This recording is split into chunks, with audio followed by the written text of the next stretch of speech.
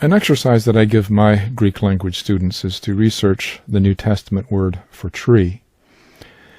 In the days before the existence of the Internet, every serious Bible student owned either Strong's Concordance or my preferred research tool, Young's Analytical Concordance to the Bible.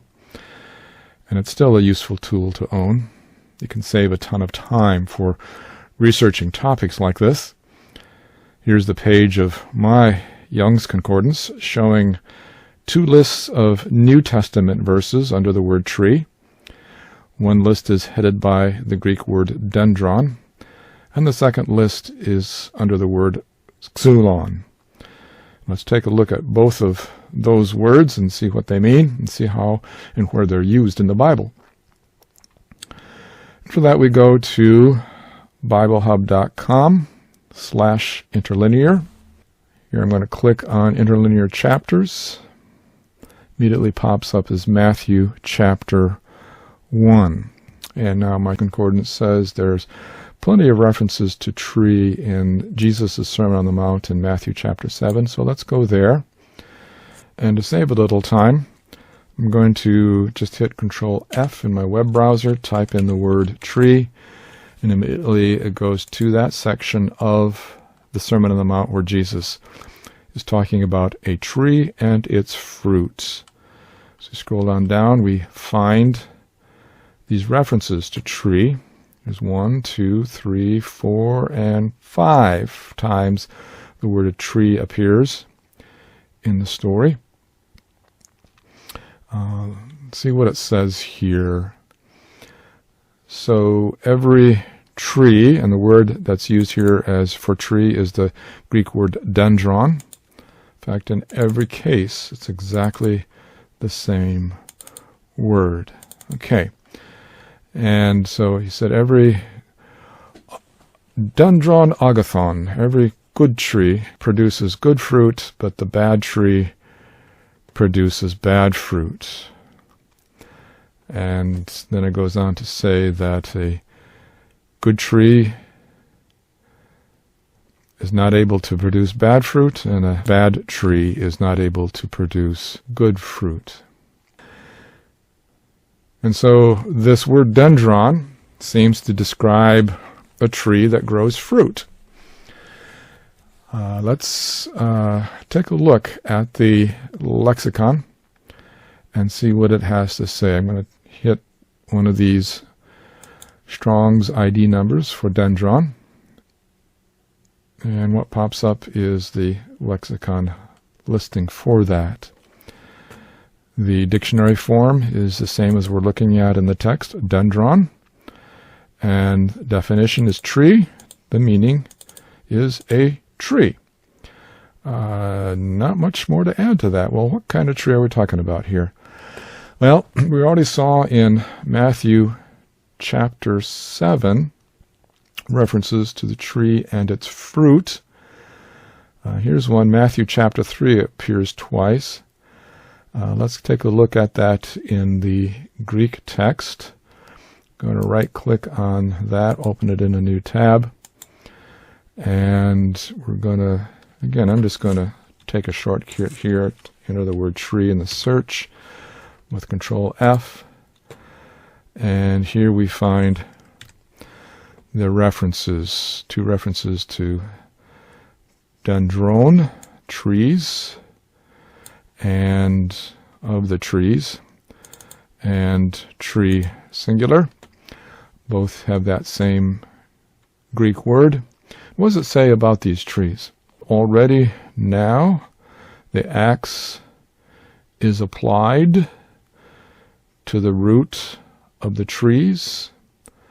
Therefore, every tree not producing fruit is cut down and thrown into the fire. Okay, here the tree not only has fruit, but has roots. Okay, so we're getting the picture that dendron applies to a plant that grows in the ground, has roots, has fruit.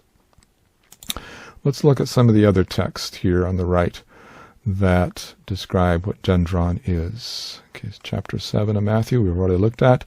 Matthew 12 Again, it looks, so we don't have to go look this up because it talks about a good tree and a bad tree and its fruit. There are connections there. Matthew 12, same concept.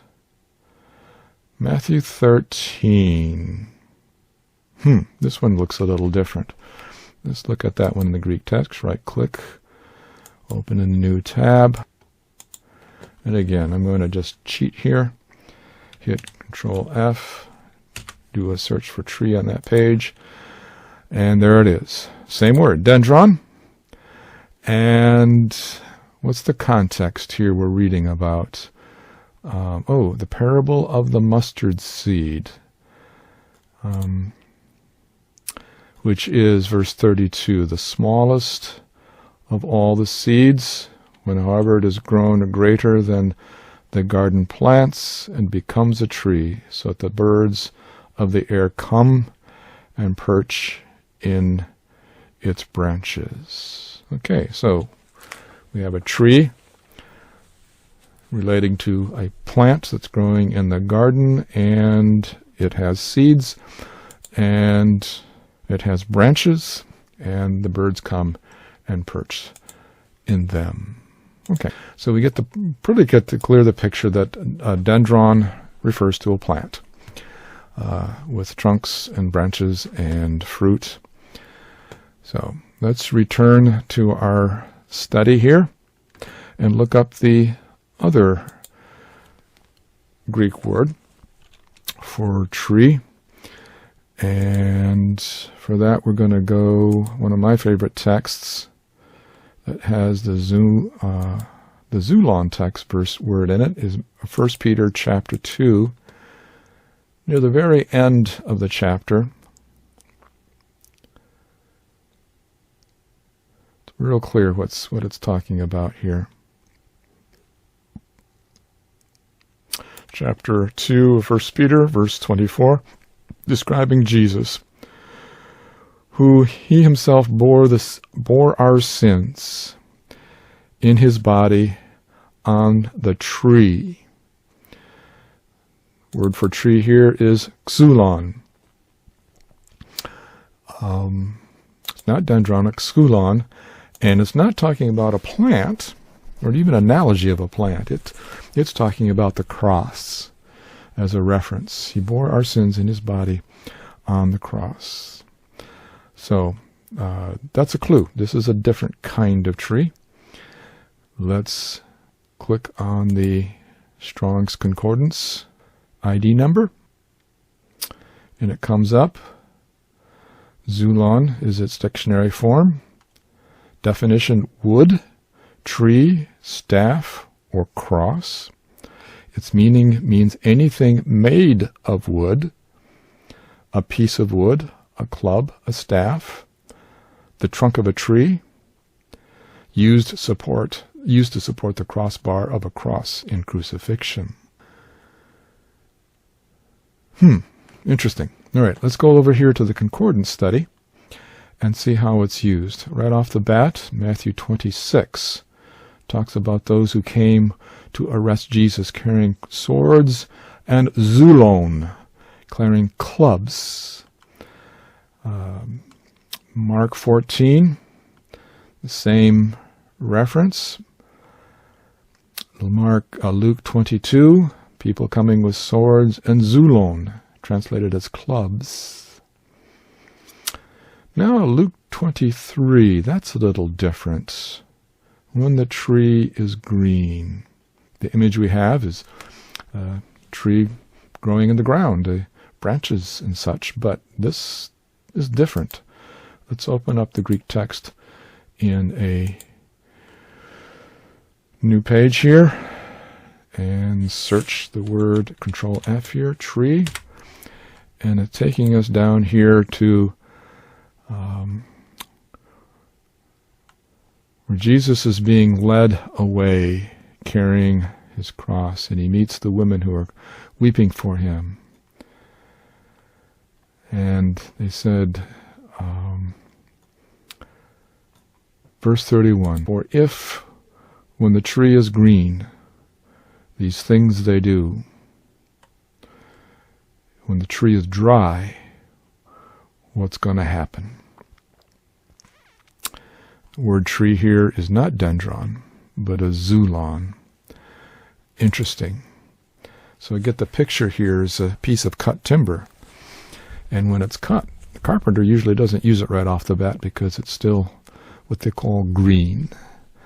And he has to wait for that moisture to dry out of the tree before it can be used in construction. Well, he's not talking about construction here. But he has that same picture. The tree is green, or the timber is green, and when the timber is dry. I'm not sure how that helps me better understand the analogy he's making, but it helps me see the picture more clearly. Moving down to the book of Acts, right off in Acts chapter 5. The message here is about hanging him on the cross. Acts chapter 13, a reference to taking Jesus down from the cross and laying him in a tomb. In Acts chapter 16, this is in the city of Philippi, where Paul and Silas had been arrested, taken prison, and their feet fastened in zulon, in the stocks, the timbers that held their feet in place. In 1 Corinthians 3, refers to the zula, the plural form, as a building material. Galatians 3, cursed is everyone who hangs on the tree, referring to the cross. And 1 Peter chapter 2, the one that we just read. So we see here that zulon, and as a tree, is not the plant, but it is a wooden implement, a big piece of wood for construction, or to use as a weapon, or on which to crucify people. Now, after my students have found these distinctly different words in the Greek language that are translated as tree in the New Testament, but have entirely different meanings, the question I put to them is to examine the book of Revelation, where we have several references to the tree of life in paradise, and see which of these two words, dendron or zulon, refer to the tree of life. So, let's take a look. The first reference we find to the tree of life in Revelation is in chapter 2, verse 7. And here we are. And here's what we read. To the one who overcomes, I will give to him to eat of the, well, look at here, the tu zootes zoes, the tree of life. So the word here for tree is the tree of life.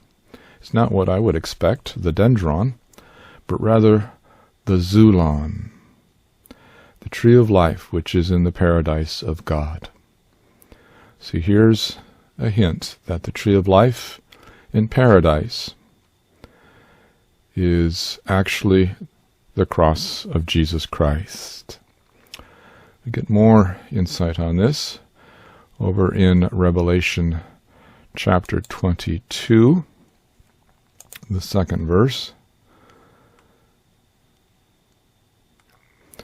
It says, in the middle of the street and of the river, on this side and that side, was Zulon Zoes, a tree of life, producing fruits, producing 12 fruits according to each month, yielding its fruits.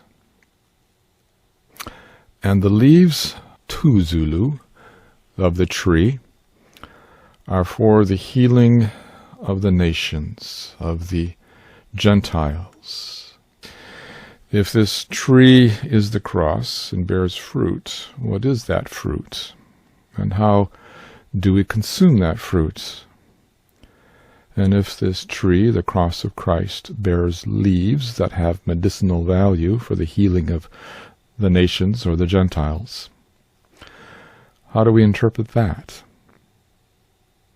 Something to ponder.